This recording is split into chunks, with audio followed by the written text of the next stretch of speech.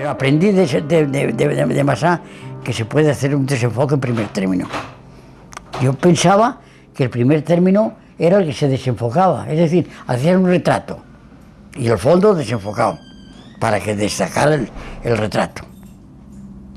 Pero vi una exposición que llevó a la fotográfica y era un desenfoque en primer término. Y claro, estaba el grupo más allá. Oye, pues se puede hacer. Tú fíjate qué ingenuo. Después, claro, me he dado cuenta y he dicho y digo que la fotografía es todo. Todo. En Ponferrada, su pueblo natal, allí se celebró una exposición en el Instituto de Estudios Bercianos, organizada por Marcos López, y lo trajo a Ponferrada. A Vicente Nieto le hacía mucha ilusión el exponer en su pueblo, porque hacía muchísimos años que no volvía. A partir de esta exposición fue cuando la directora Mar Palacios le parecía sorprendente el material que podía tener Vicente Nieto. Una vez que fuimos a ver el material fotográfico, rápidamente nos dimos cuenta de que era muy interesante y que había, bueno, pues ciertos esbozos de otro material posible que pudiera tener en sus archivos. Una vez que pudimos acceder a su material, lo estuvimos analizando con el fin de poder hacer una valoración y ver qué es lo que podía tener de interés en su conjunto. El proceso de revisión fue largo porque tiene unos 5.000 negativos, entonces había que verlos todos uno por uno. Lógicamente, cuando empezamos a verlo tranquilamente, con cierto rigor, pues nos encontramos con que el material que tenía, digamos, se componía de dos apartados: uno el que comprendía la guerra civil y otro el de la posguerra, ¿no? Cuando entramos a revisar su obra fotográfica, sus negativos, podemos ver que está relativamente bien conservada, con datos bastante precisos. Lo que sí está claro es que hay un material extraordinario.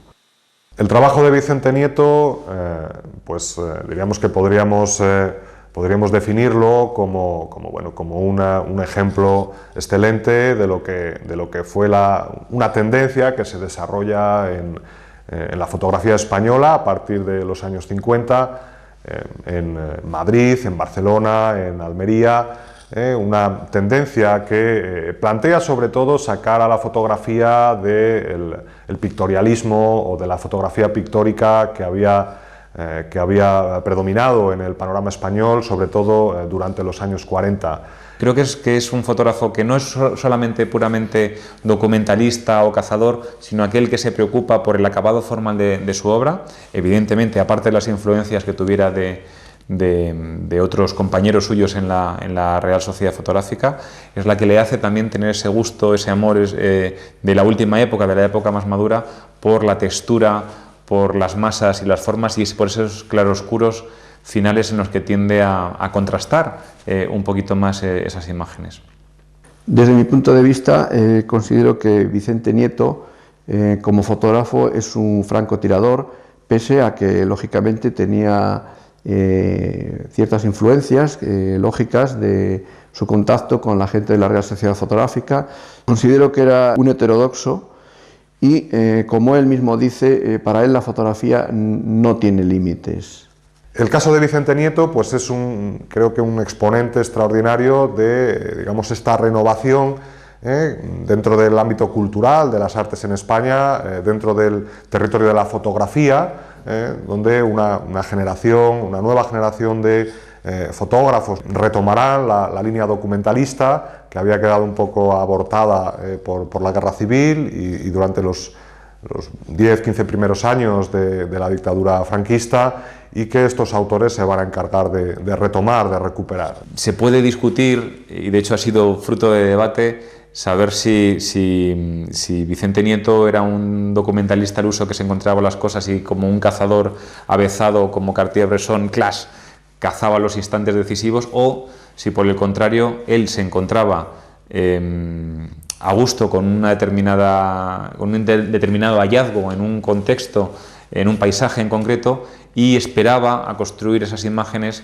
de acuerdo un poco al arquetipo, al estereotipo cultural que él consideraba que mejor le venía a ese entorno, a esa figura, a esa composición o incluso a ese objeto, ¿no? Vicente Nieto yo considero que es un fotógrafo, en buena medida es un cazador de imágenes, pero también vemos que a veces pues, hace unas mínimas intervenciones sobre la marcha, siempre sobre lo que se encuentra, porque busca, digamos, el ideal de su fotografía.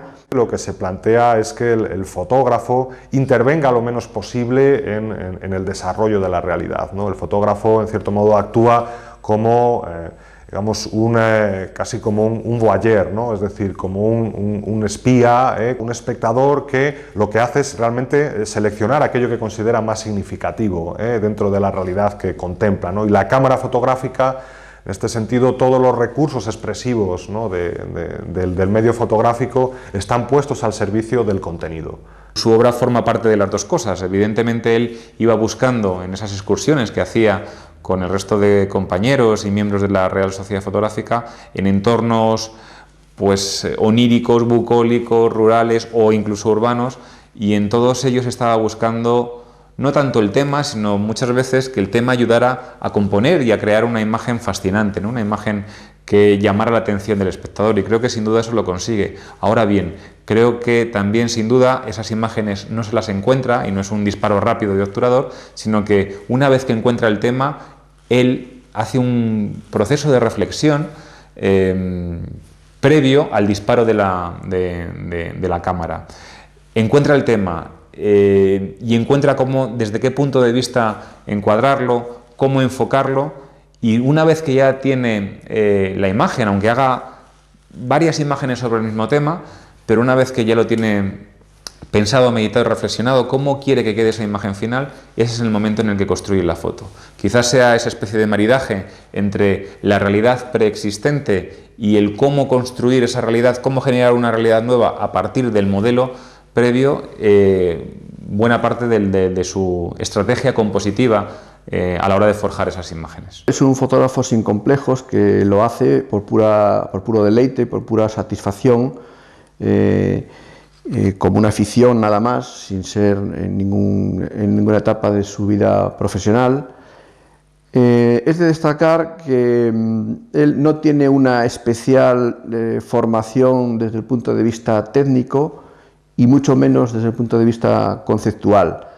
Pero sin embargo, a mí me llamó mucho la atención que pese a eso, es un fotógrafo que yo considero que tira de su intuición, de su don innato, para resolver las imágenes, y que pese a que no tiene esa gran técnica, por la que tampoco está excesivamente preocupado, él siempre está mucho más preocupado por la mirada, por la relación que puede establecer de los objetos, de las cosas, de los temas que se encuentra.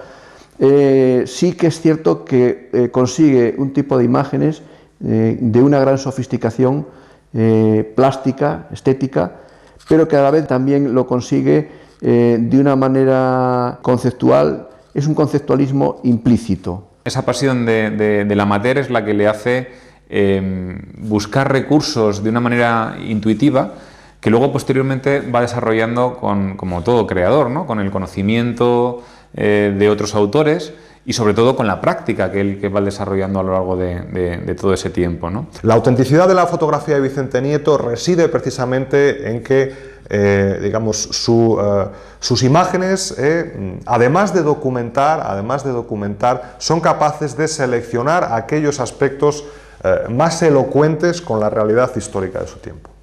Se da, y yo creo que es una influencia en su obra, aunque sea indirecta o aunque no sean conscientes, muchos autores de su época, esencialmente madrileños, están influidos por una especie de tardopictorialismo formal, no tanto en cuanto al uso de los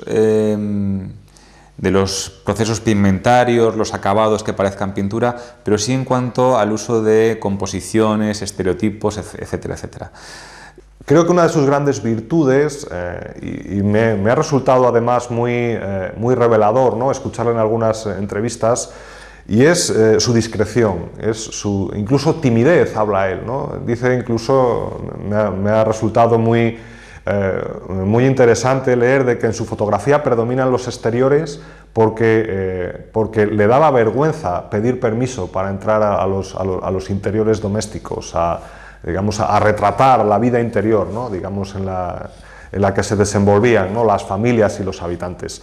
Creo que esto es una prueba evidente de la honestidad con la que Vicente Nieto plantea su trabajo, es decir, el trabajo de una persona que no se plantea alterar el transcurso de los acontecimientos, ¿no?, sino que se plantea simplemente llegar a registrar, ¿no?, y llegar a comprender también, ¿no?, la realidad de la vida, pero sin intervenir, sin transformar, digamos, ese desarrollo, sin transformar los acontecimientos, puesto que su fotografía creo que no pretende en ningún momento plantear un discurso de ningún tipo, es decir, no hay ningún discurso prefijado, no hay ningún discurso político o ideológico fijado de antemano que quiera ilustrar con las fotografías, no recurre, digamos, a los elementos, podríamos decir, más tétricos, no busca los elementos, diríamos, más recónditos, ¿no?, más extravagantes de la realidad,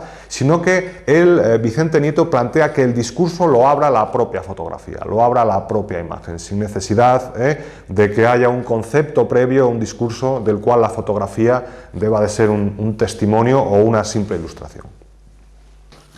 Vicente Nieto Canedo desarrolla su obra en el silencio de su propia intimidad, y esta obra, que aunque no es muy conocida, está lejos de todos los escaparates mediáticos, por ello no deja de ser una obra que yo creo que situaría entre los grandes de la fotografía española.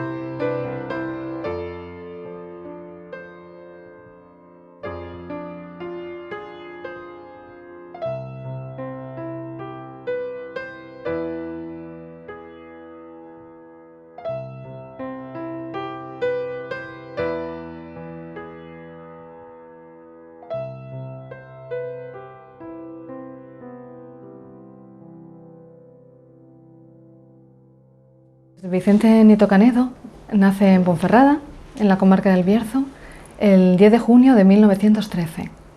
Y bueno, él recuerda su infancia, la recuerda como una infancia feliz y muy luminosa, muy llena de juegos. Pertenecía a una familia de comerciantes.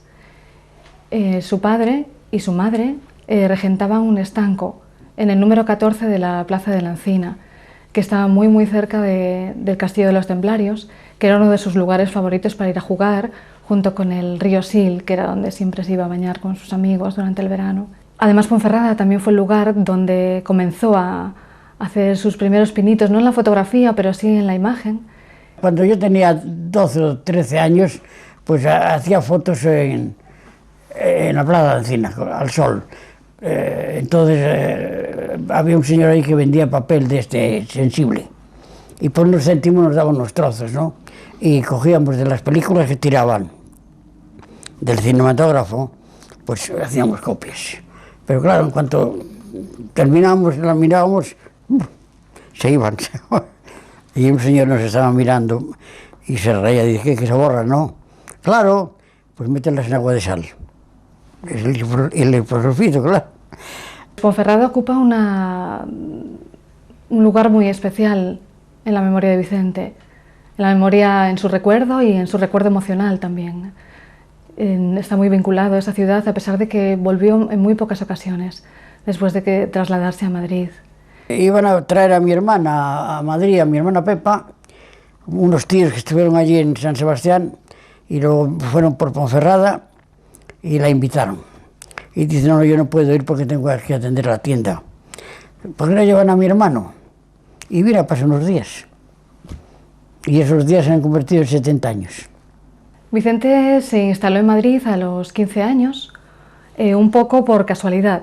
Fue, al parecer, unos primos de su cuñado, que se llamaba José López Guzmán, estaba casado con su hermana Soledad y que ella vivía en Madrid, los que le sugirieron que fuera allí a ver si podía labrarse un destino mejor que en Ponferrada, que era un sitio muy pequeño. En el año 33 compré una cámara. Para mí era ya el no va más, por 13 pesetas en Sepo. Y sus primeras fotografías eran fotografías de amigos, cuando se iban a bañar al Manzanares, y de su sobrina, tiene muchas. Al principio, claro, como yo no sabía nada de fotografía y la máquina no tenía preparada para paralaje, porque era muy barata, entonces cortaba las cabezas. Porque yo, claro, yo cogía cogía el centro de la persona, pero claro, el visor estaba más abajo. Como no había, había paralaje, pues cortaba las cabezas. Y fui aprendiendo así que había que levantar